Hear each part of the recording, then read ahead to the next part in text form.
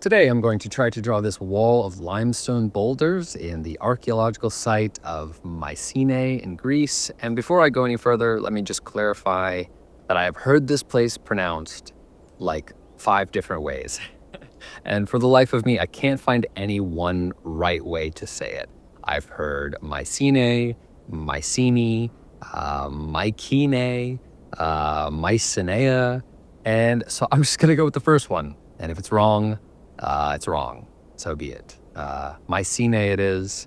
And if I'm wildly off and it bothers you, I get it and I don't blame you. And if I'm right, however, let me know in the comments.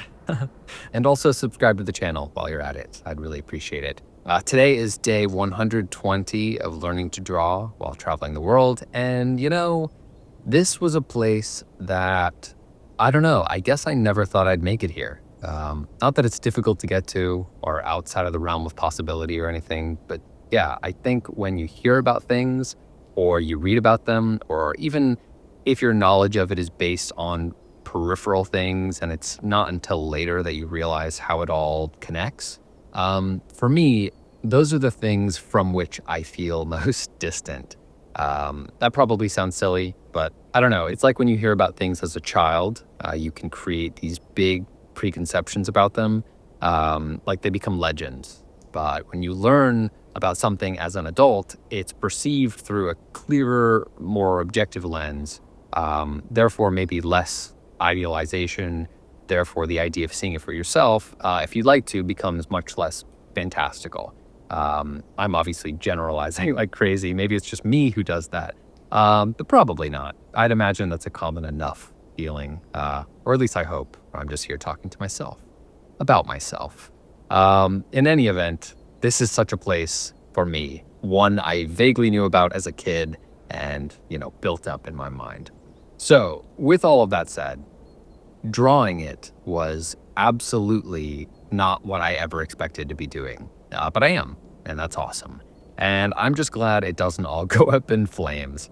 Thankfully, even though I've had very little practice with stone texture this large, or cyclopean as they were called, because the people at one point believed they were so large that they would have had to be built by the Cyclopes, I think, which is apparently the plural form of Cyclops, those giant one-eyed creatures.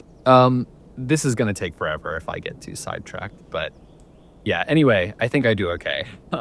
Besides, while these may be gigantic, it's not practically much different than drawing a stone house or church or what have you. However, because these make up the entirety of the wall, and the wall being my primary subject here, I don't want to cut any corners. Right away, you can see that I'm dedicated to capturing these big shapes in as much glory as I can offer them. Each individual shape is obviously not perfectly accurate, only representations of what I see more broadly, but I'm making sure to build this up like a wall of boulders and not imply it with a few lines here or there. I think while that method works in my favor often, it wouldn't have served me very well here. This wall is very rough and also rounded, and I want to try as hard as I can to embody that on the paper. Also, real quick, please excuse the wind. It was wild today, and there's pretty much nothing I can do about it. For the reference video, I do my best to hold it down when necessary, but even still, I can't stop the small shaking, so sorry about that. Anyway, as you can see, before I got too invested in all the boulders, I knew I wanted to include a bit of the scene to give this wall some context. I purposely set myself up near this path so I had something of a leading line, and the olive tree on the right gives it a sense of scale, I think. Also, my wife has been practically begging me to try to draw an olive tree while we're here, as there are, I don't know, trillions of them, and I couldn't think of a better time. So yeah, I stopped a little short to make room for the canopy of the tree, and with it came the entirety of this foreground area. I've been pretty pleased actually lately with my foreground textures like grass and rocks, and I think I do just fine here. This is something that I foresee improving reasonably quickly for some reason, maybe because I'm already feeling kind of confident with it. and I'm excited to see where I'll be in another month or two if I can keep drawing natural scenes like this and keep up this type of pace.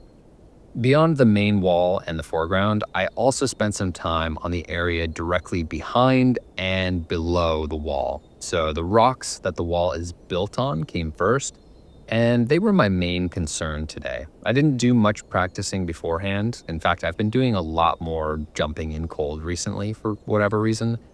But to my surprise, even though they come across a little rudimentary, I'm kind of over the moon about them for some reason. What I was going for was this organic platform for the wall to sit on, just like a natural foundation, I guess. And I think I pulled that off. The wall doesn't really bleed into the rocks, and I couldn't really ask for more. That's exactly what I want. Beyond that, there are the trees in the background, and these were just for finishing off the overall scene. They're pretty vague and a little messy, but I think that's okay. They do their job. And I think I can say that about everything here. This one really came together in my opinion. I guess I could have given the darker side of the wall a bit more room to breathe.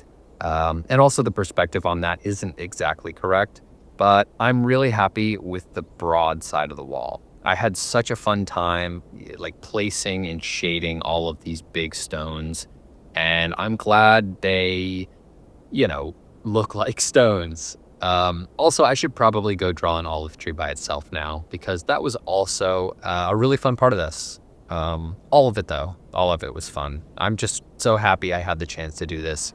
I can't believe I had the opportunity to visit this site, much less draw it. And, I'm just incredibly grateful for this day, my life, my wife, and regardless of views or anything else, I'm happy that I can share a small piece of it here with you. I appreciate you for taking the time to watch this one, and I'll see you on Monday. Thanks.